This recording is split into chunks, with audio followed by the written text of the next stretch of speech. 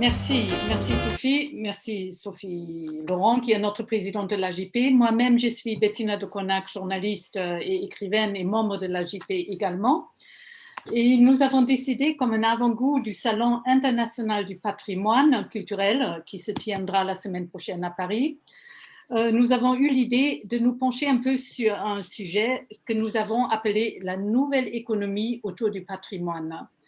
Parce que le patrimoine suscite beaucoup d'intérêt. Il doit susciter aussi de l'argent.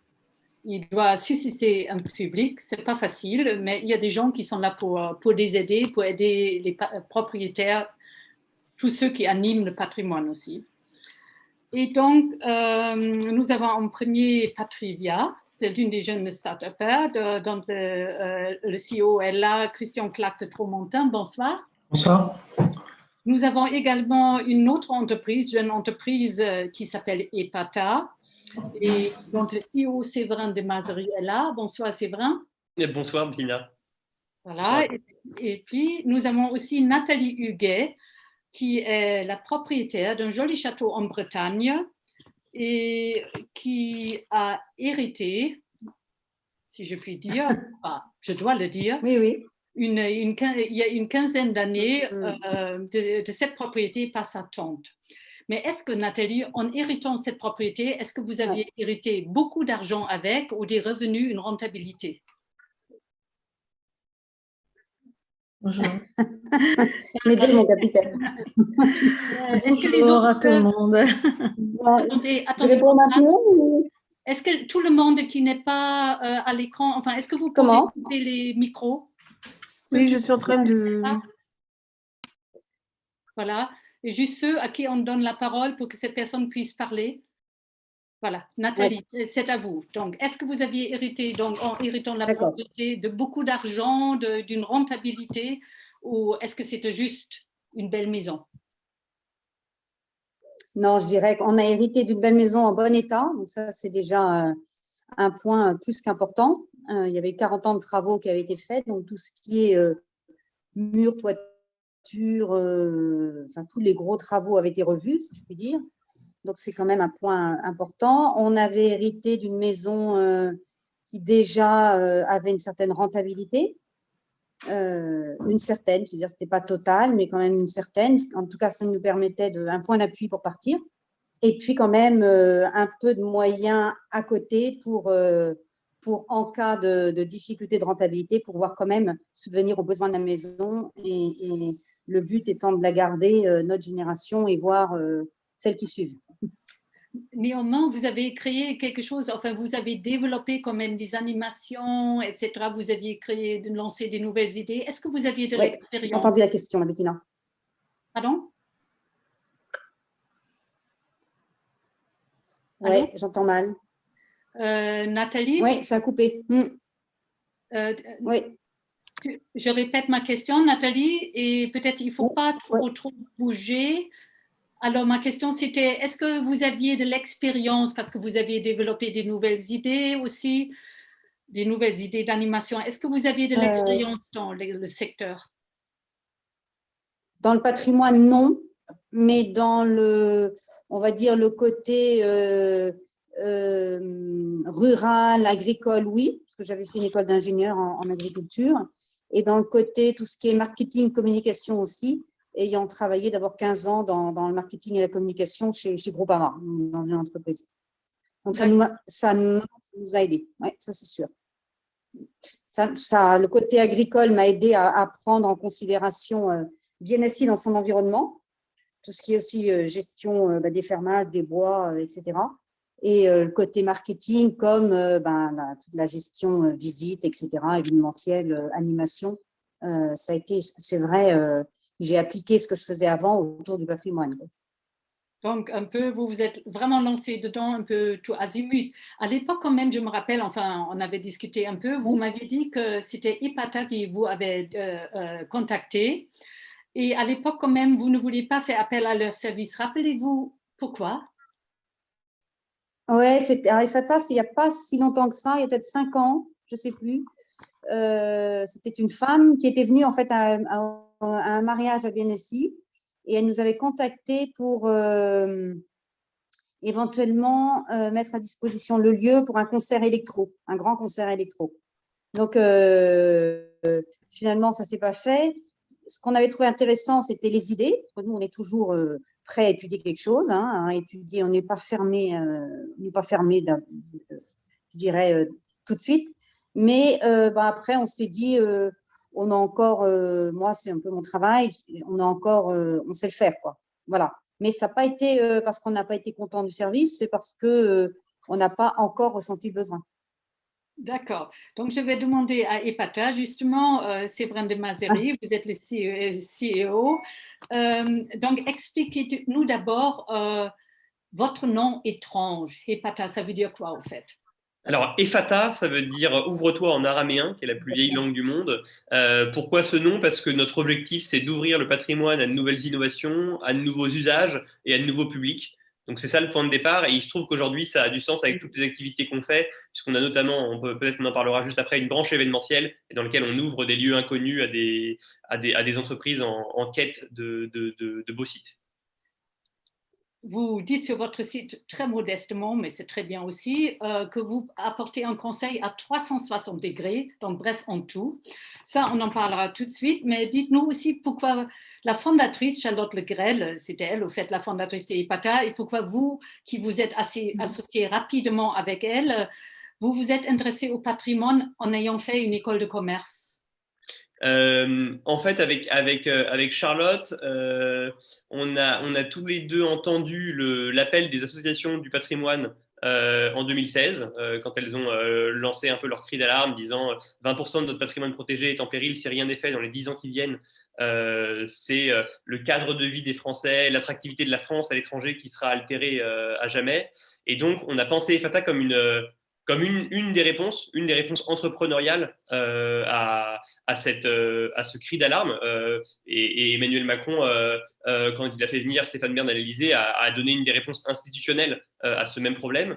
Et dans nos deux cas, alors moi de mon côté, c'est plutôt lié à ma famille. J'ai une mère qui est historienne de l'art et un grand-père qui était archéologue, donc c'est comme ça que je suis tombé dedans, on va dire, par nature. Et Charlotte avait vu de son côté des sites historiques familiaux tomber en désuétude progressivement. Donc c'est à ce niveau-là qu'on s'est retrouvés. Vous avez profité ou eu la chance d'avoir eu l'aide des incubateurs. Qu'est-ce que c'est exactement un incubateur et en quoi cela vous a aidé? Alors avec Charlotte, on est tous les deux diplômés de l'ESCP et l'ESCP a créé il y a une dizaine d'années un incubateur qui est en fait comme un espèce d'espace de travail partagé où se réunissent plusieurs jeunes entreprises dans la première année de leur développement, qui est évidemment une année importante puisque c'est là qu'on teste les premières offres et services de l'entreprise. Et donc c'est à la fois déjà un lieu de travail et un lieu de rencontre et d'émulation du coup avec d'autres entreprises. Et puis on reçoit des services. Il y a des financiers, des juristes qui viennent apporter sur des points un peu précis des éclairages pour un peu coacher les jeunes entrepreneurs en devenir. Donc, vous étiez bien accompagné, au fait. Et c'est important pour une start-up, certainement. Vous apportez du conseil en événementiel, mais aussi du conseil sur la manière de financer quelque chose. Je précise tout de suite, vous n'étiez pas les seuls sur le marché. À l'origine, il y a eu en 2015 un tandem qui avait lancé le Adopter un château ou Adopte un château. Ils avaient apporté un conseil événementiel. Ils cherchaient aussi du financement. Mais expliquez-nous un peu plus précisément, si maintenant j'ai une propriété, disons de 800 mètres carrés, quelque part perdue dans le Languedoc-Roussillon, et je cherche à animer ce site, comment vous procédez? Alors, donc nous, on est en effet, il faut d'abord savoir qu'on a d'abord une plateforme technologique sur laquelle il y a deux outils en libre accès pour tous les propriétaires, sur lesquels ils peuvent venir se renseigner, aussi bien le Labo du patrimoine, qui est un centre de connaissances, et la Banque des financements, qui est une base de données qui référence des financements auxquels peuvent avoir accès ces propriétaires. Et après, on a deux activités, une activité d'événementiel engagé où on ne fait pas vraiment du conseil, on organise des événements, et une activité de conseil et donc c'est celle-là dans laquelle je vais rentrer, une activité de conseil en développement d'activité et en financement. Donc on accompagne des porteurs de projets qui sont généralement des propriétaires de sites. Donc par exemple, si je prenais l'exemple de votre propriété dans le Loc de Broussillon, imaginons que le propriétaire vienne d'hériter ou vienne d'acquérir un site historique dans lequel il n'y a pas d'activité. On va pouvoir d'abord travailler avec lui autour d'un diagnostic préalable au développement d'activité pour réfléchir quel mix d'activités il faut créer dans ce site-là pour atteindre l'équilibre général sur le domaine. Donc là, on va partir d'un triptyque, d'une analyse triptyque autour du territoire, des opportunités, des besoins du territoire, du porteur de projet lui-même, les compétences qu'il a en propre, la vocation qu'il souhaite donner à son site, et du site lui-même, donc les atouts majeurs du site historique en tant que tel. Et à partir de ce triptyque, on va faire émerger un concept marketing qui va permettre d'abriter et de faire se renforcer les différentes activités qu'on peut développer sur le domaine, qui vont aussi bien être des activités agricoles et forestières que des activités classiques dans la partie bâtie, et qui vont accompagner dans le développement. Pour cela, vous vous rendez sur place. On se rend sur place toujours, évidemment. Et puis tout se passe sur dossier, un peu comme les VMF quand ils décernent le prix, tout se passe sur dossier. Alors, on va sur place au lancement de la mission pour évidemment avoir une première visite et puis un certain nombre d'ateliers de travail avec les propriétaires et avec certains membres du territoire qui seraient intéressants de convier. Et ensuite, on va à nouveau aller sur place dès lors qu'il faut mener à nouveau des ateliers un peu multipartites avec des partenaires potentiels du projet. Et c'est vrai qu'en dehors de ces venues-là, le reste du conseil va en général se mener en chambre dans nos locaux à Paris, mais c'est pas vraiment c'est plus un accompagnement dans du développement que des dossiers au sens où vous l'exprimez au niveau des VMF. On va vraiment essayer de construire un projet et ensuite d'accompagner la mise en œuvre de ce projet en allant chercher les opérateurs compétents pour développer les activités, en commercialisant les activités qui auront été proposées, etc. D'accord, c'est vrai, merci. Petite question indiscrète. Quel est le minimum de mon enveloppe que je dois investir? C'est à partir de 5 000 euros, 10 000 ou juste pour avoir une notion? En conseil, vous voulez dire pour une mission de conseil? Oui, oui, bah ça commence en général, pour les plus petites missions, ça commence en général autour de 4 000 euros hors taxe. D'accord, très bien. Comme ça, j'ai une idée. Oui. Même si je n'ai pas la propriété. Bon, et bien sûr, après, il faut faire venir un public et c'est là où justement je ferai peut-être appel à Patrivia parce que, Christian, vous avez eu une belle idée en 2016, corrigez-moi si je me trompe sur la date, mais je crois que c'est 2016, de créer la billetterie en ligne. Comment l'idée vous est venue? En fait, on a fait un constat, c'est qu'il y avait 99% des châteaux et des musées qui n'avaient pas de système de paiement en ligne en 2016, alors que 30% des achats touristiques se réalisaient par Internet en Europe, dans le tourisme. Et par rapport à ça, en fait, j'avais mon associé qui faisait Luxembourg-Bretagne et qui a envie de découvrir du patrimoine. Et il s'est rendu compte qu'il n'y avait aucune plateforme qui centralisait l'information des châteaux, musées, monuments et jardins. Et que ce soit privé, public, et on s'est dit non mais c'est pas possible, ça doit forcément exister, et du coup on l'a créé. Mais vous l'aviez d'abord créé en Belgique, non? On l'a d'abord créé en France. Ah bon, et la Belgique, c'est venu après? Parce que comment vous faites? Vous regroupez les deux pays surtout. Oui, bien sûr, on couple les deux pays, on considère que la culture n'a pas de frontières, et donc par rapport à ça, en fait, des habitants qui habitent à Lille sont très heureux de pouvoir rencontrer des gestionnaires de monuments et des châteaux et visiter des châteaux qui sont en Belgique, mais aussi en France. C'est un peu ce qu'on retrouve aujourd'hui. Il y a plusieurs offres départementales ou régionales, mais si vous êtes à 1 kilomètre de la frontière d'un département ou d'une région, vous n'avez pas accès à l'offre et c'est vraiment dommage parce que nous, on considère que le patrimoine culturel, c'est un tout dans son ensemble et c'est pas parce qu'il y a une frontière géographique que le patrimoine historique va pouvoir changer et c'est vraiment dommage de pouvoir priver les visiteurs de Patrivia de cela et les amoureux du patrimoine en général. Oui, comme vous dites, amoureux du patrimoine, il paraît que le patrimoine fait du bien. Du point de vue médical, c'est ce que vous m'aviez expliqué? Oui, bien sûr. Au Canada, les médecins peuvent prescrire des visites de musées parce que le beau, ça fait du bien. C'est un peu tout le fonctionnement de l'art-thérapie. Et chez Patrivia, on en est pleinement, on est pleinement d'accord avec ça.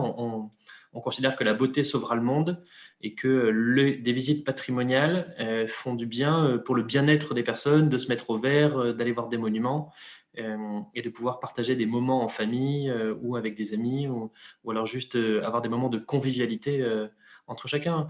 Et comme le disait si justement Brigitte Macron, le patrimoine va rassembler les Français et c'est tout ce dont nous avons besoin en ce moment. Bon, ça, c'est un autre débat sur le rassemblement des Français autour du patrimoine. Enfin, c'est intéressant, mais ça a développé différemment, je crains. Mais vous m'avez cité aussi une belle statistique autour d'un infarctus et la visite d'un homme de 50 ans qui, je ne sais pas, diminuerait des X% si seulement il visitait un monument par mois. C'était vous? Est-ce que c'était Séverin? Je crois que c'est pas moi.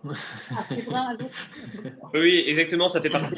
Donc nous, on publie chaque année une étude d'impact sur le patrimoine et les territoires qui se veut alors, pour vous expliquer, on organise des événements d'entreprises engagées pour le patrimoine et dans ces événements, il y a l'engagement que 25% des dépenses de l'événement sert à entretenir le monument qui l'accueille et qu'en parallèle, on reverse 10% des bénéfices sous forme de mécénat de compétences à des sites historiques en péril ou situés dans des zones rurales trop enclavées pour les accueillir. Et à partir du coup de cette promesse qu'on fait à nos clients entreprises, eh bien on concrétise la promesse à travers une étude d'impact qu'on publie tous les ans et notamment donc on regarde surtout la question des emplois, des revenus générés, de la biodiversité et à la fin on regarde ce qu'on appelle les aménités du patrimoine, donc qui sont aussi des questions aujourd'hui traitées sous l'angle de la santé et du bien-être mais qui pourraient l'être de plein d'autres façons. Et il y a en effet une étude britannique qui est sortie il y a peut-être 2 ou 3 ans et qui montre que si on va, alors c'est dans un lieu culturel, pas uniquement historique, à plus de 50 ans, si on va une fois par mois dans un lieu culturel, on a 50% de chances de moins de faire une dépression à cet âge-là. Voilà. C'est la dépression, c'est moins grave, enfin c'est aussi grave qu'un infarctus peut-être, mais bon, donc allons visiter tous les sites de France. Exactement.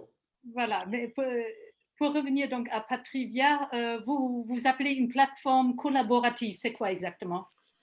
Tout à fait, en fait, c'est le gestionnaire de monuments qui lui-même remplit sa page sur Patrivia avec texte, photo, calendrier et prix. On a développé un peu plus de 60 fonctionnalités là, depuis la création, ce qui permet notamment de faire des réservations par jour, créneau horaire et seuil de personnes, très pratique pour des questions de jauge et notamment liées à la sécurité avec le Covid.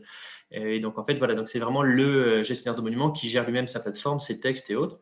Et donc, par rapport à ça, il est absolument libre de créer sa page. Donc voilà, c'est dans ce sens-là qu'on est collaboratif. D'accord, et c'est justement Nathalie Huguet qui, et ça c'était un coup de chance un peu pour nous, qui avait fait appel la première fois cette année à vos services sur Patrivia. Et quelle était votre expérience, Nathalie? Eh bien, on a fait appel à Patrivia en fin 2020. Oui. Là, je vais peut-être dire un gros mot, mais grâce au Covid finalement, puisque on s'est trouvé obligé de gérer les flux des visiteurs. Donc, de pouvoir gérer nos visites, pas prendre le visiteur voilà, comme il arrive. Et donc, pour gérer des réservations, et ben voilà, on a fait appel à Patrivia et on avait d'abord fait appel à une autre plateforme de billetterie en ligne qui s'appelle Eloa, avec qui on a eu quelques problèmes, on va dire. Enfin, ça ne nous convenait pas. Et donc, on s'est retourné vers Patrivia où, en effet, il y a eu une facilité, c'est vrai, une facilité d'utilisation et ça marche, quoi. Voilà. On n'a eu aucun problème de fonctionnement et nos résas se sont très bien. Ça a été une année très fluide et finalement, oui, ça a bien fonctionné. Est-ce que vous avez pu profiter des scanettes pour doucher les billets? Oui, alors vous nous avez proposé, on n'en a pas eu besoin finalement. D'accord, très bien. On avait au début, on s'était mis en fait, on a quand même une connexion qui n'est pas très bonne à Vénétie, comme souvent. Donc finalement, là, on ne l'a pas pris. Mais vous nous l'aviez en effet. Ouais. D'accord. Sachant que ça marche hors réseau pour information.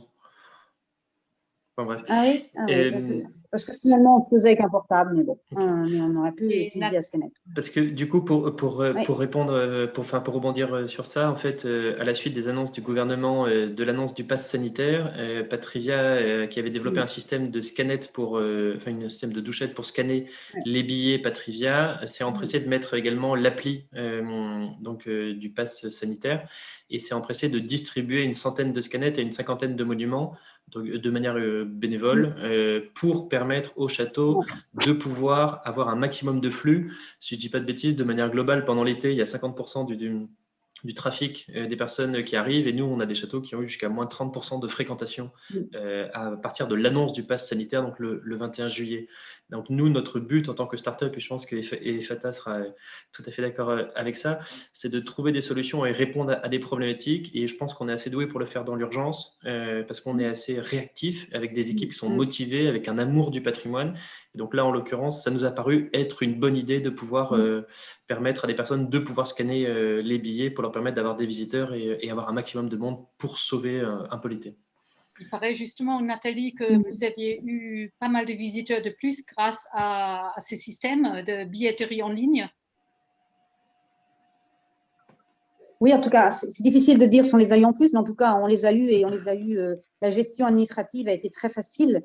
Je confirme pour les douchettes aussi, on ne les a pas prises, mais j'ai tout de suite, dès l'annonce, on a eu cette proposition, enfin, pratiquement au peu de temps après. Donc, j'ai trouvé Patrivia extrêmement réactif. Nous, le pass sanitaire a été, on va dire, un peu touchy. C'est un autre débat, malheureusement ou heureusement, j'en sais rien, mais c'était dans les mœurs, quoi. Mais pendant 8 jours, c'est vrai que moi, j'ai passé beaucoup de temps à l'entrée à expliquer que, ben, oui, que voilà, c'était pas une question d'avoir envie ou pas envie, c'était comme ça, il fallait l'appliquer et qu'ils devaient nous présenter leur pass sanitaire. Pour information, pour les personnes qui ne savent pas forcément, en fait, le business model de Patrivia est très simple. Il n'y a pas de frais d'inscription, il n'y a pas de frais de gestion, on prend uniquement un paiement au résultat. C'est-à-dire que depuis Patrivia, avec tous les efforts commerciaux et de communication, on va ramener du monde en plus sur la plateforme. Et après, on a développé un système de paiement en ligne depuis le site internet du château, où là, il y a 0% de commission parce qu'on considère que c'est le trafic du château et non pas de Patrivia. Et donc, par rapport à ça, en fait, ce qui est tout parfois le… De votre côté sociable, un peu social, justement du financement. Oui, bien sûr, mais c'est surtout le désir de démontrer que Patrivia amène du monde en plus qui ne serait pas forcément venu à travers ce biais-là et qu'il n'y a aucun risque à prendre parce qu'il n'y a aucun frais fixe et qu'en fait, on se paye uniquement à la commission. Et ensuite, on a pu développer le… Excusez-moi. Dans votre start-up. Excusez-moi, madame. J'ai pas entendu. Christian, vous êtes combien d'employés dans votre start-up? On est une dizaine. On est 10 salariés plus des stagiaires. On a réussi à doubler nos ventes cette année, donc malgré la fermeture des monuments jusqu'en mai et avec l'abaissement des fréquentations en juillet. Et on a eu la chance de faire une levée de fonds d'1 million en septembre 2020. Et là, on est en train de se poser la question d'en refaire une autre en 2022, parce qu'il y a encore beaucoup de choses à développer dans le patrimoine, qui est un secteur assez… en besoin de digitalisation, et je pense qu'effectivement le Covid a accéléré tout ça. Et donc par rapport à ça, on a des énormes projets qui arrivent et on sera ravis de pouvoir répondre à différentes problématiques pour servir au mieux les gestionnaires de monuments et les visiteurs qui aiment le patrimoine. Vous aviez donné un mot-clé, la levée du fonds. Et justement, c'est Hipata qui apporte le conseil de financement, justement, aux propriétaires privés et publics aussi, je pense. Mais quelles sont, par exemple, des nouvelles méthodes de financement par rapport aux anciennes? Je pense notamment, autrefois, on prenait un crédit. Alors, qu'est-ce que vous apportez de nouveau comme conseil de financement? Alors, et ça, c'est déjà visible sur notre banque des financements, qui est la base de données qui est en libre accès sur notre plateforme. Il y a 5 grandes catégories de financement aujourd'hui auxquelles peuvent avoir accès des propriétaires. Il y a évidemment toutes les subventions qui vont de l'échelon local à l'échelon européen, avec un fort développement aujourd'hui des fonds européens type FEDER, Leader, FSE. Le mécénat qui peut prendre plusieurs formes, donc aussi bien le mécénat de particulier ou le mécénat de grands donateurs traditionnels que le crowdfunding, dont le financement participatif dont on pourra parler, et que évidemment le mécénat d'entreprise et le mécénat d'institution. La dette qui elle aussi se développe de plus en plus. Historiquement, c'était principalement des banques. De plus en plus, il y a des fonds de dette qui s'intéressent au patrimoine avec des prismes particuliers que vont être le tourisme ou l'hôtellerie et qui donc vont aller prêter là où les banques ne vont pas prêter parce que c'est trop risqué. Et sur cette partie de la dette, il y a aussi aujourd'hui tout ce qu'on appelle le crowdlending, qui est une forme de financement participatif dédiée au crédit, où on prête en général sous un aspect affinitaire. Donc c'est un petit peu des prêteurs qui ont une mentalité de donateur, parce qu'ils savent qu'ils prennent des risques qui ne sont pas les mêmes que des banques, et ils le font parce qu'en général, ils ont ils ont envie de développer un site qui va avoir un impact sur leur territoire ou parce que le projet qui est installé dans le site historique va leur parler. Il y a la quatrième catégorie qui est l'investissement. Donc là, il y a aussi bien des grands acteurs publics, parapublics qui s'intéressent de plus en plus au patrimoine, que vont être Atout France, la Caisse du dépôt, la Banque des territoires, que des acteurs privés, des fonds d'investissement privés qui vont à nouveau, en général, investir dans des sites historiques à travers des prismes que vont être souvent le tourisme, l'hôtellerie, qui sont un peu les deux grandes typologies d'activités les plus faciles à aborder pour ces acteurs-là. Et la cinquième catégorie, qui sont ce qu'on appelle les financements innovants. Je vais prendre un exemple qui parlera plus. Vous avez un château sur lequel il y a des forêts et vous avez besoin de trésorerie pour développer des activités ou pour restaurer une partie du bâti. Avec Écoterie, on a réfléchi au bail forestier. Donc le bail forestier, c'est vous restez propriétaire du sol, mais vous vendez l'arbre qui n'a pas encore atteint sa pleine maturité avec 20 ou 30 ans d'avance. Et donc, vous récupérez le fruit de la coupe des côtés, évidemment, de sa valeur finale, dès aujourd'hui, ce qui peut vous donner de la trésorerie pour aller restaurer une toiture, développer une offre de mariage, je ne sais quoi. Donc ça, c'est vraiment les grandes typologies de financement qu'il y a sur notre plateforme. Et après, nous, on fait de l'accompagnement sur mesure. On met en place vraiment des stratégies de financement qui vont en général passer par la réalisation d'un business plan, d'un plan d'affaires à 5 ans sur le domaine, à travers les différentes activités qu'on y voit, et comment est-ce qu'on peut travailler le mix de financement. C'est-à-dire, quelle va être la répartition des différents financements, qu'est-ce qui va venir des subventions, que ce soit la DRAC si on est protégé ou d'autres subventions européennes, locales, régionales, qu'est-ce qui va venir d'un emprunt bancaire, qu'est-ce qui va venir d'investisseurs, qu'est-ce qui va venir de mécénat et qu'est-ce qui va venir de financement innovant. Et quand vous êtes au contact là, maintenant avec des propriétaires qui ont quand même en général, mis à part les jeunes mousquetaires là, qui rachètent des châteaux et qui en vendent tout de suite des grands business, oui. Mais prenons des propriétaires au-delà des 50 ans, est-ce que vous vous rendez compte qu'ils ne connaissent pas toute cette panoplie de financement? Bah oui, alors c'est très varié en fait. C'est-à-dire que parmi les propriétaires, et là pour le coup, l'âge n'est pas en question, vous avez des propriétaires qui ont des mentalités d'entrepreneurs, qui ont soit hérité, soit acquis de ce site-là et qui du coup ont déjà un certain nombre de compétences socles qui vont les aider à porter leur projet et à savoir s'entourer des bonnes personnes. Et puis, vous avez des propriétaires qui sont soit des passionnés de patrimoine, soit qui n'ont pas ces compétences socles-là et qui, pour le coup, sont en général complètement perdus, sont désemparés. Et c'est pour ça d'ailleurs qu'au départ, on a créé cette plateforme avec le Labo du patrimoine qui se veut un lieu qui diffuse des connaissances aux propriétaires et la Banque des financements qui diffuse les financements connus. C'était qu'en 2016, quand les associations ont poussé leur cri d'alarme, en fait, on s'est tout de suite posé la question de pourquoi est-ce qu'on en est arrivé là, pourquoi est-ce que 20% du patrimoine protégé en France est en péril. Et le patrimoine protégé, on sait qu'il est à 50% détenu par l'État, à 50% par des privés, et en fait, par l'État et collectivités. En fait, on se rend compte que tous ces propriétaires manquent en général de connaissances, de financement et de compétences dans certains cas pour venir agir sur leur site, que ce soit des architectes, des compagnons du devoir, etc. Et donc, en effet, en général, les propriétaires connaissent une partie des financements, mais ne les connaissent pas tous. Et puis surtout, après, il y a la mise en œuvre opérationnelle pour laquelle ça va dépendre à nouveau des compétences des porteurs de projets. Il y en a qui savent faire des business plans, d'autres qui ne savent pas en faire. Il y en a qui ne savent pas demander de l'argent de manière gratuite à des institutions ou des entreprises pour les aider. Voilà, ça peut prendre plein de formes. Il faut dire quand même, Séverin et Nathalie me le confirmera, c'est souvent... Enfin, le propriétaire d'un château, souvent, c'est un one-man show en quelque sorte, ou un one-man show en famille. Et donc, on ne peut pas justement avoir toutes les compétences que vous nous proposez. Mais il faut dire en même temps aussi que parmi cette nouvelle économie qui se crée là autour du patrimoine, il y a quand même, je dirais, une petite concurrence qui se développe. Vous avez un peu les mêmes idées. Comment vous ressentez cela, Patrivia, Christian, par exemple? Bien sûr, mais il y a plusieurs choses en fait. Quand on se bat pour le patrimoine, il n'y a pas de concurrence. La concurrence, c'est Disneyland Paris, si vous voulez.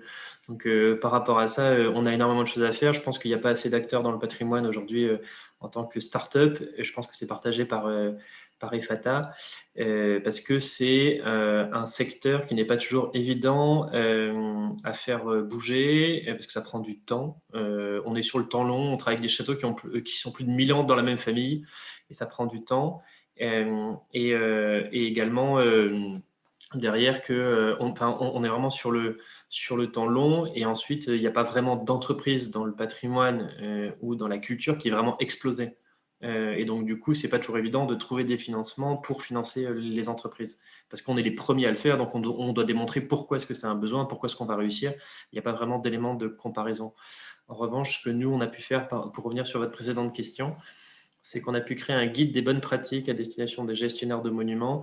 Donc nous, on travaille avec un peu plus de 600 monuments, donc à partir de 5000 personnes environ jusqu'à 2 millions de personnes, qu'ils soient publics ou privés, pour en fait les aider à pouvoir développer leurs événements, leur image de marque et mieux se faire connaître. Voilà, donc nous, ce qui est très complémentaire avec EFATA, bien sûr, mais c'est vraiment… Vous apprenez le marketing, parce que le guide des bonnes pratiques, je pense, Voilà. EFATA apporte le même conseil, non? En fait, le truc, c'est que nous, notre métier, c'est pas le conseil. Donc, nous, on donne des conseils. Après, il faut les mettre en pratique, et c'est là où IFATA, je pense, rentre en compte, parce que c'est pas toujours évident d'avoir l'information et de pouvoir la mettre en pratique. C'est vraiment deux choses différentes. En revanche, oui, en revanche, oui. Vous pensez quoi? En revanche, je pense que oui, il y a énormément de choses à faire, notamment sur la visibilité sur les réseaux sociaux, la visibilité sur Internet, et ensuite les retours d'expérience qu'on peut avoir d'un peu plus de 600 monuments sur le fait de marketer ses visites. Par exemple, Chambord avec François Ier, et le fait d'événementialiser. Oui, Chambord est vraiment un exemple à part que je ne comparerai jamais avec un propriétaire privé. Chambord est ultra subventionné, c'est vraiment une gestion à part. Et je pense que si moi, petit propriétaire, j'ai d'autres besoins que quand même les grands monuments publics, ou qui ont été privatisés un peu, qui doivent être rentables. Bien sûr, Nathalie, qu'est-ce que vous en pensez? Vous, Nathalie, personnellement, vous aurez besoin de quels conseils, par exemple là, en ce moment? Vous ne ressentez pas besoin en tant que propriétaire individuel qu'on vous apporte un conseil? Si, tous les conseils sont bons. Après, je voudrais juste réagir sur deux choses. Un, quand vous parlez de concurrence, moi je suis d'accord qu'on n'a pas de concurrence, parce que chaque lieu est unique. Donc, même si on fait tous des visites, etc., un peu la même chose, on le fait tous différemment. Donc, moi je ne ressens pas de concurrence. Au contraire, si mon voisin fait bien, ben, il fera connaître le local, la région, et il m'amènera des visiteurs. Donc, je pense qu'on est tous complémentaires plus que concurrents. Après, dans les besoins, déjà, en termes de financement ou autre, il faut savoir ce qu'on veut. Nous, depuis le début, on a été très clair qu'on n'a jamais demandé à BNSI de nous faire vivre. On a toujours recherché seulement à ce que BNSI s'autofinance. Donc, on sait maintenant ce que BNSI nous coûte chaque année, enfin, sauf coup dur, mais bon, globalement, quand même, on le sait à peu près. On sait aussi, bon an, mal an, nos recettes. Même en année Covid, globalement, on connaît quand même à peu près nos recettes. Donc, on joue avec ça. Après, soit on veut toujours plus, là, il y a peut-être une question d'âge, soit on se dit, on a atteint, nous, notre objectif et ça nous suffit. C'est un peu dans cette… aujourd'hui, on est un peu, nous, dans cette optique-là. Voilà. Donc, pour moi, je pense que la question de départ est quels sont nos besoin de bien avant de faire ce que j'ai envie et qu'est-ce que je veux pour mon monument, qu'est-ce que j'attends de mon monument, quoi. Et c'est au fait une question voilà. fondamentale. Et en termes de financement, moi je peux répondre que… Oui. Comment? On vous écoute? J'ai pas entendu. Oui, j'ai pas entendu. Vous vouliez dire quelque chose du point de vue Oui, je disais juste en termes de… Allez-y. Voilà, on est très classique. Nous, on est subventionné par la DRAC, étant classé. Pour être précis, on a 50% de subvention par la DRAC. Ensuite, on ne cherche plus de financement locaux compliqué, et puis le département des Côtes-d'Armor ne donne plus rien. Au niveau de la région, on a arrêté parce qu'on était arrivé à pratiquement à N+2, le temps de gestion du dossier, etc. Donc, au niveau de trésorerie, ce n'était pas évident.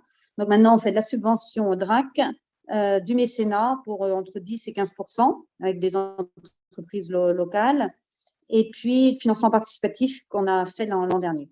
Donc, on arrive chaque année à avoir à peu près 70-75% de subvention, ce qui est notre objectif aussi. On ne veut pas faire plus. On ne veut pas arriver à 100% de subvention.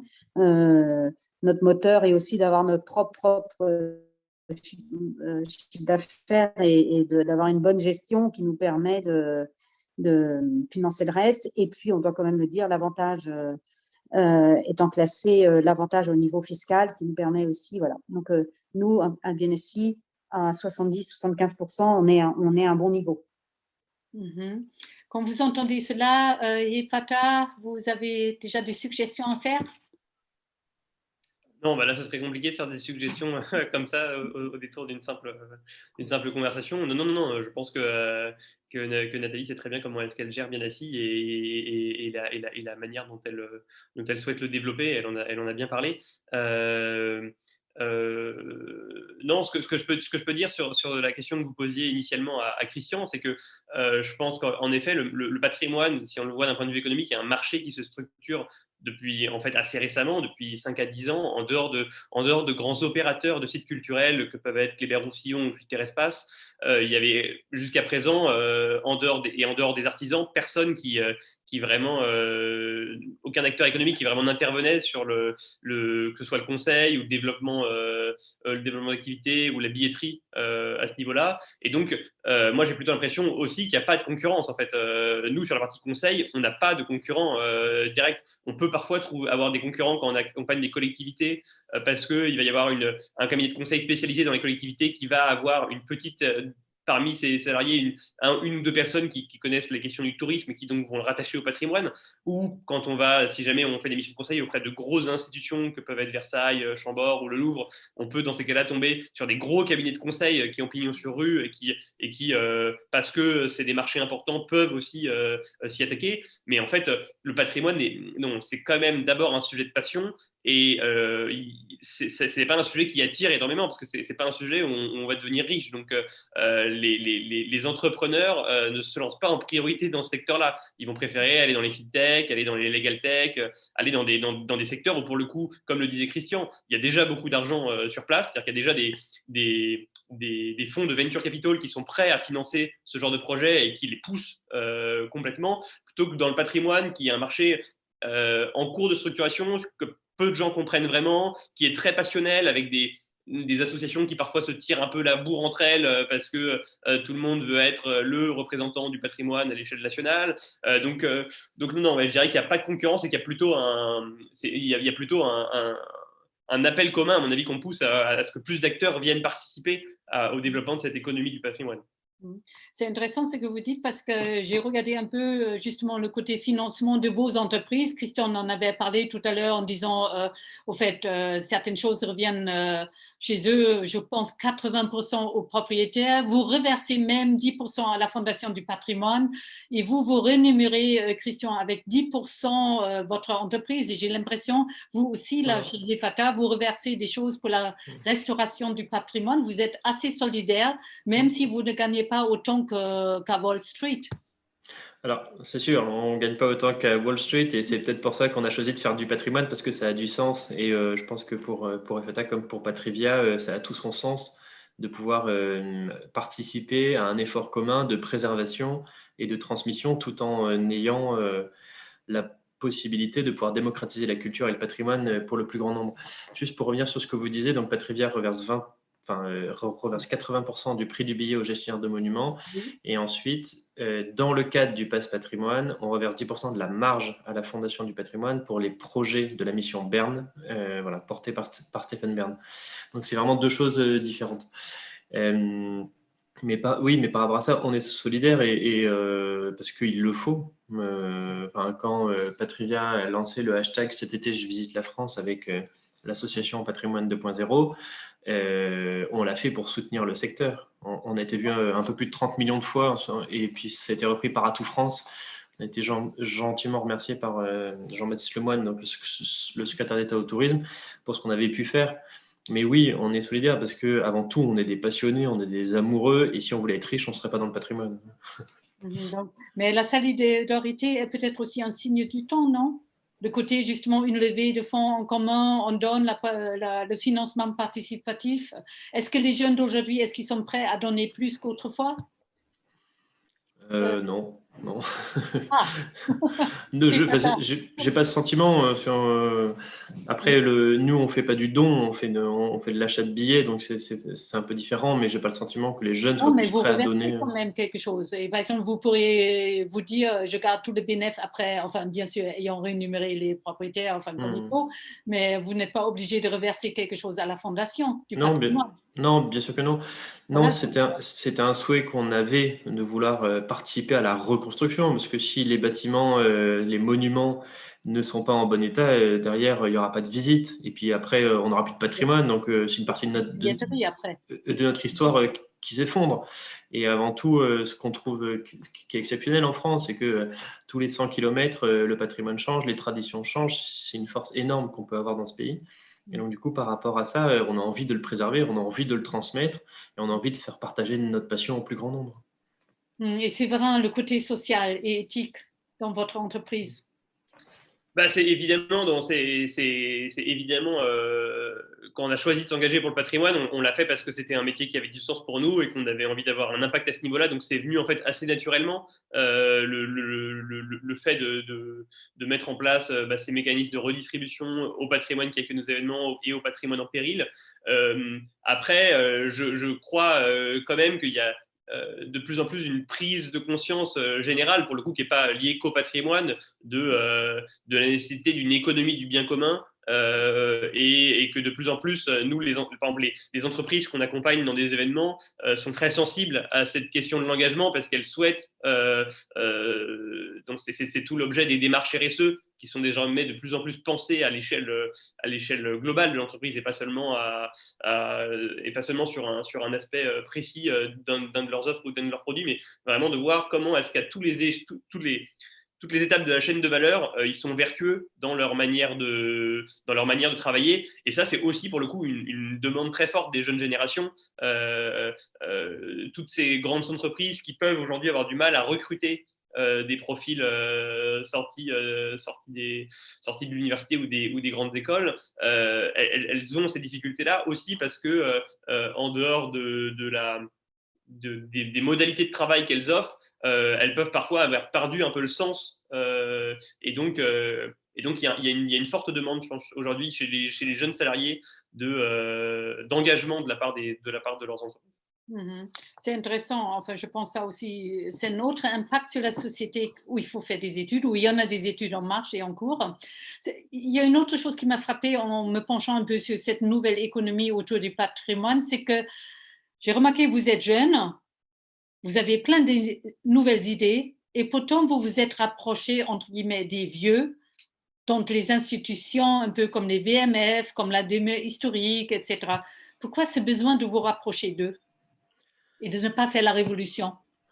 Parce qu'en fait, on a envie de la jouer collectif, tout simplement, et que c'est un lien entre les personnes qui sont un peu plus âgées et qui sont au sein de ces associations, et avec la nouvelle génération qui arrive, avec des idées nouvelles et une façon de voir nouvelle des choses.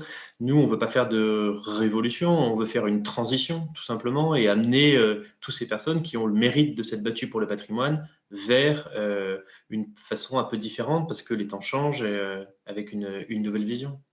Et Fata, enfin, Oui, oui, complètement. Je suis complètement d'accord avec ce que vient de dire Christian. Et j'ajouterais qu'il y a aussi en fait la nécessité de faire évoluer les mentalités dans ces associations-là. Et donc, c'est aussi dans ce cadre-là qu'il y a un intérêt pour nous à aller parler à ces associations qui, dans certains cas, sont des associations de simples passionnés, dans d'autres cas, peuvent être plutôt des syndicats qui représentent en fait des propriétaires privés, des propriétaires publics sur différentes thématiques. Et que finalement, c'est aussi des endroits où s'élabore la nouvelle économie du patrimoine et où on retrouve les propriétaires en général les plus motivés pour faire évoluer leurs monuments. Donc c'est aussi un peu des laboratoires de la nouvelle économie du patrimoine que ces vieilles associations-là, toutes n'étant pas d'ailleurs très vieilles, parce que la Fondation du patrimoine, c'est une construction assez récente, ça date de 95, et leur ouverture au patrimoine protégé et au patrimoine non vernaculaire est encore plus récente. Pendant très longtemps, ils se sont cantonnés à des halles de marché et à des lavoirs, et aujourd'hui, ils cherchent à étendre leur emprise sur d'autres aspects du patrimoine, mais voilà, il y a un peu L'objectif, c'est de travailler en effet de manière collective avec tous ces acteurs-là, parce que ce sera la seule voie d'issue possible pour qu'on trouve une vraie solution systémique à la question du patrimoine. Il faut dire aussi que les VMF et les témoins historiques sont aussi un peu le sésame, ouvre-toi, parce qu'ils ont un sacré carnet d'adresses, quoi. Et donc, c'est là où vous trouvez vos clients potentiels. Alors, nous, EFATA, on travaille quand même beaucoup sur la partie conseil avec des collectivités, avec des fondations, associations, avec des entreprises. Parce qu'aujourd'hui, il y a beaucoup d'entreprises qui ont des sites historiques. Toutes les grandes entreprises à réseau, la Poste, la SNCF, la RATP, les premières chaînes de grands magasins, elles ont des sites historiques répartis sur toute la France pour lesquels elles ont des problèmes de valorisation qui sont similaires. Finalement, les propriétaires, c'est pas forcément les propriétaires privés particuliers de sites historiques, sont pas forcément la plus grande partie des projets qu'on accompagne. Donc oui, ça peut l'être dans une certaine manière, mais en fait, c'est plutôt c'est vrai que c'est une des typologies de clients parmi d'autres. D'accord. J'ai remarqué aussi, vous vous attribuez, enfin vous, non seulement vous, là, EFATA et Patrivia, mais les autres comment dirais-je, des adjectifs ou des noms très musclés, un peu les trois mousquetaires, ou moi je suis chevalier, on revient un peu au Moyen-Âge, malgré toute cette jeunesse de la nouvelle économie. Enfin, j'apprécie ce côté, enfin, ce qui me frappe, c'est le côté combattant, un peu, donc, de se donner des noms de chevalerie. Oui, absolument. On est là pour réveiller les consciences et pouvoir ensemble se battre vers un objectif commun. Enfin, je pense qu'il faut tout de même le rappeler, les gestionnaires de monuments privés, quand ils ont un château, c'est plus une source d'appauvrissement qu'autre chose. Enfin, il y avait une étude qui avait été menée sur 25 châteaux de moins de 1000 mètres carrés, c'est 80 000 euros de dépenses par an. Vous pouvez acheter aujourd'hui un château pour le prix d'un 50 mètres carrés à Paris. Donc aujourd'hui, avoir un château, c'est une vocation et nous, on est là pour les aider à transmettre ce patrimoine et pour pouvoir permettre de plus en plus de s'autofinancer pour pouvoir justement moins avoir accès à enfin, s'ils veulent, à des subventions et autres. C'est de quelle manière, en fait, on peut proposer un panel le plus large possible pour permettre à ces gestionnaires de monuments de pouvoir développer un maximum de choses, de reconstruction, etc., etc. Et Nathalie, donc en tant que propriétaire du château en Bretagne de biens assis, vous vous ressentez plus comme gérante, gestionnaire, plus comme, je ne sais pas. J'ai pas entendu après le quoi. Pardon? Nathalie, vous vous sentez plus comme un gestionnaire? Mais j'ai pas entendu comme gestionnaire. Comme un gestionnaire ou plutôt comme justement quelqu'un qui transmet, comme une tête de famille par rapport au château? Je me sens. Oui, je entre la génération passée et la génération future. Je me sens, en effet, du coup, qui dit trait d'union dit passer quelque chose, donc gérer cette chose au mieux, mais avec une volonté de développement quand même. Notre souhait n'est pas de donner en héritage le même monument, de l'avoir fait évoluer, d'avoir apporté notre pierre, ça c'est sûr. Donc, on va dire gestionnaire, développement et je ne sais pas si c'est de l'orgueil, marquer le monument un peu de notre empreinte. Enfin, en tout cas, donner de notre personne, voilà, donner de notre personne pour ce monument. Ouais. Et ça, j'aime beaucoup, enfin, cette remarque de donner. Donc, c'est au-delà du gestionnaire, ce n'est pas un simple gestionnaire. Je pense qu'être que simple. Oui, c'est intéressant ce que vous dites. Oui, j'entends mal, ça coupe. Oui, je pense, vous donnez un bon terme, là, être simple gestionnaire peut-être ne suffit pas, il faut une âme pour un château. Et c'est ça justement où je trouve, il y a un petit danger quand même dans le monde actuel avec toute cette effervescence autour des châteaux où on veut les rentabiliser à mort, ou des gens qui ont de l'argent les achètent pour en tirer un maximum, etc. Je vois un petit danger qu'on fait perdre l'âme d'un château tout en cherchant son ADN, son âme, mais comme il y a la rentabilité avant toute chose, Enfin, qu'est-ce que vous en pensez? Et Fata c'est quand même un peu compliqué parce qu'il y a beaucoup de châteaux qui sont rentables en France. Volvicomte est ouvert depuis 1968, si je ne dis pas de bêtises, ils ont été rentables 4 ou 5 ans. Donc par rapport à ça, avant qu'un château soit rentable, il faut y aller. Mais après, il y a peut-être d'autres manières de voir des rentabilités que de la transmission humaine. Parce qu'aujourd'hui, on ne va pas se mentir, on a des gestionnaires de monuments qui parfois peuvent être un peu âgés, nous qui nous parlent des internets, etc., etc., et qui ne sont pas très digitalisés. Et puis leurs petits-enfants, ils travaillent en finance et ils préfèrent aller à Punta Cana plutôt que de visiter le patrimoine. Donc il y a un moment donné où il faut aussi se remettre en question et puis peut-être revoir le modèle. L'État ne pourra pas toujours subvenir aux besoins. Et je ne sais pas si vous avez vu, mais récemment, il y a un monument privé qui est rentré dans le CMN et qui va probablement bénéficier de l'aide de l'État parce qu'il y a plein de gestionnaires de monuments qui n'y arrivent plus. Et donc, le vouloir les rentabiliser, ce n'est pas un gros mot. Hein. Mais après, il faut bien sûr ne pas perdre l'âme. Et ça, c'est très important. Je pense qu'il y a un juste milieu à trouver entre les deux. Mais on est encore très, très loin de la rentabilisation des monuments. Aujourd'hui, c'est plus une charge pour les gestionnaires de monuments qu'autre chose. Oui, mais il y a une nouvelle génération justement qui arrive, qui galope, qui reprend là, comme j'ai oublié les termes des jeunes à la demeure historique qui ont créé leur club là pour rentabiliser. Mais Hefata, peut-être vous vouliez dire quelque chose? Alors, déjà que justement, nous, on a dans la partie événementielle, on a une charte de sélection des lieux qui repose sur la beauté, l'authenticité des sites, donc le fait qu'ils aient maintenu justement leur cachet et leur âme, la responsabilité des propriétaires qui les possèdent, donc qui sont principalement des collectivités, des associations, des fondations ou des particuliers, et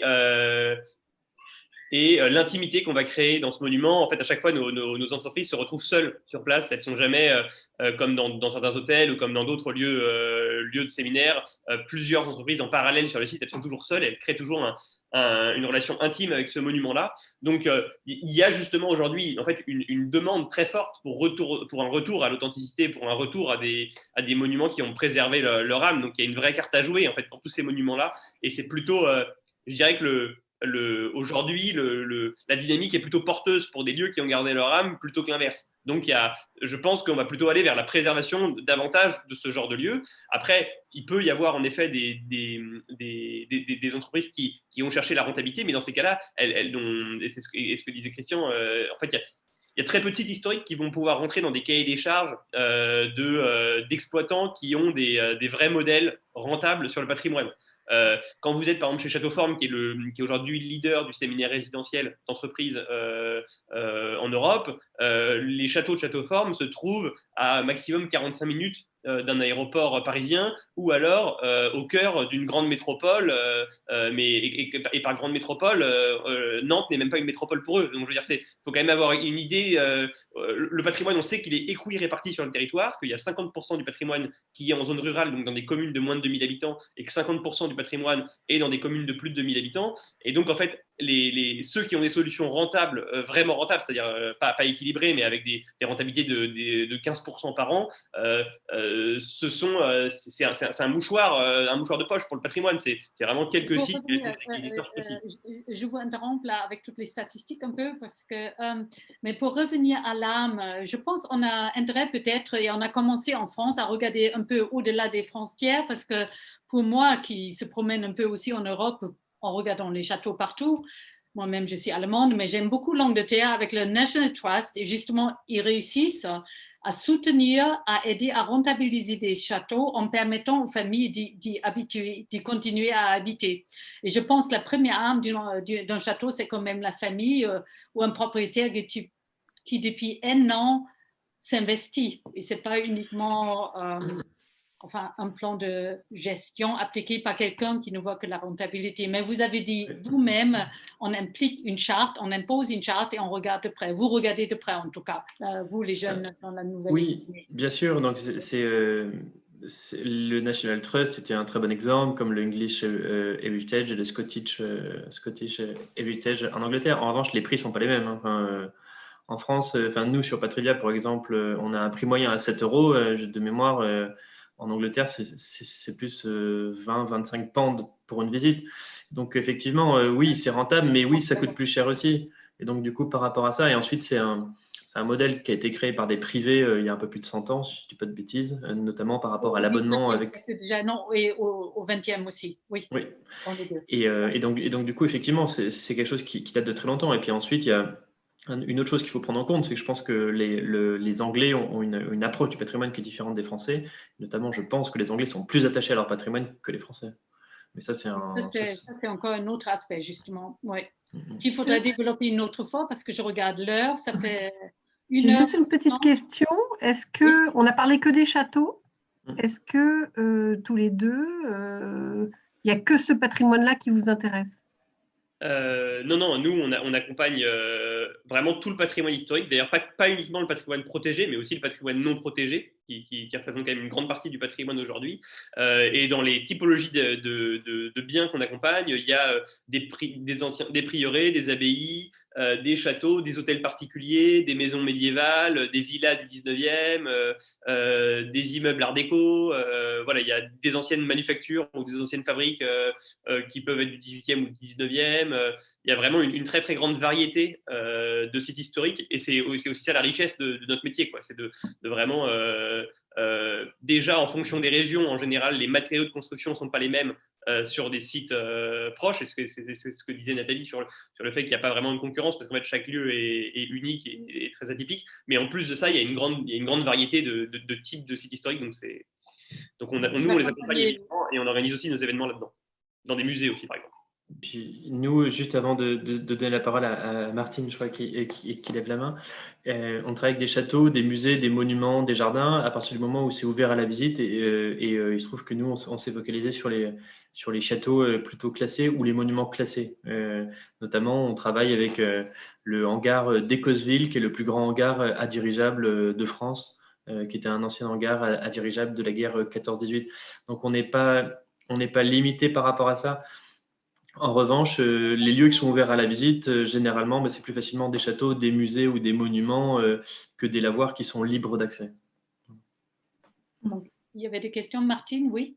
Oui, bonsoir. Je vous prie de m'excuser, mais je rentre de Paris, donc je n'ai pas entendu le début de ce débat et je le regrette. J'ai peut-être mettre un cheveu sur la soupe, mais je vous ai entendu, monsieur, mentionner Vaux-le-Vicomte.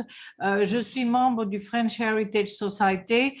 Certains d'entre vous savent que je suis franco-américaine. Et dans le French Heritage Society, je veux vous dire qu'il y a un effort extraordinaire pour aider le patrimoine français. Merci beaucoup. Et je sais que Vaux-le-Vicomte a été très, très aidé par le French Heritage Society. Je suis rentrée en France il y a 5 ans. Je n'ai jamais entendu la famille Vogue dire merci. Et ça, je crois que c'est une erreur. Il faut admettre qu'il y a d'autres personnes qui aident le patrimoine français. Alors, excusez-moi si ça vient sur un cheveu sur la soupe, mais à vous entendre, je voulais le mentionner. C'est très bien. C'est gentil de le mentionner. Je suis sûr qu'au fond de leur cœur, ils vous remercieront. Vous êtes la famille Vogue n'a jamais mentionné que les Américains avaient donné beaucoup d'argent pour la restitution d'un des plus beaux châteaux de France. Alors, en tout cas, moi, je ne le savais pas non plus, ça, que le French Heritage Society était… Alors, je serais ravie de vous en parler. Je serais vraiment ravie de vous parler du French Heritage Society si ça vous intéresse un jour. Parce que non, je sais que la French Heritage Society existe, ça, je sais, mais je ne savais pas qu'ils avaient spécialement subventionné. Entre autres, oui. Et beaucoup d'autres choses. En tout cas… non, Christian, excusez-moi, là, il y a Afsha qui lève la main. Afsha, s'il vous plaît. Oui. Reza, pour les intimes. Oui, alors je voudrais juste apporter une petite parenthèse, ma petite pierre au sens étymologique du mot Ephata, parce que donc c'est c'est de l'araméen ancien, et c'est une phrase qu'avait employée le Christ à l'encontre d'un sourd pour qu'il retrouve l'audition. Donc il a dit ouvre-toi. Ça c'est donc l'origine du mot en araméen ancien, mais il y a aussi une origine proto-sémitique, donc ça renvoie à des langues arabes. Et le sens, cette fois, iftar. Iftar, ça signifie ouvre-toi. Et il y a aussi une autre déclinaison de ce sens qui est le fata, qui signifie la conquête ou la victoire. Et donc, pour la petite histoire, le mouvement de l'OLP de Yasser Arafat, donc la frange qui est la plus importante de la constitution de ce mouvement de Yasser Arafat s'appelle le Fatah. Donc c'est toujours la même origine, et ça renvoie aussi à des origines égyptiennes, puisqu'on reste un peu dans cette même ère géographique, avec le dieu Ptah, le dieu Ptah égyptien. Voilà, et donc qui était un dieu bâtisseur, parce que je me suis intéressé, j'ai travaillé sur les mythes, donc les dieux artisans, et donc c'est le dieu des artisans et des architectes. Donc ça c'est pour Ptah. Donc vous voyez qu'il y a tout un réseau de sens qui est important, et en tout cas je souhaite à nos amis et collègues une bonne ouverture de marché, puisque le sens c'est l'ouverture, l'ouverture est le sens de ce mot, avec ou sans Brigitte. Risa, merci beaucoup pour je peux intervenir. Poésie. Je peux intervenir, s'il vous plaît? Oui. Bonsoir.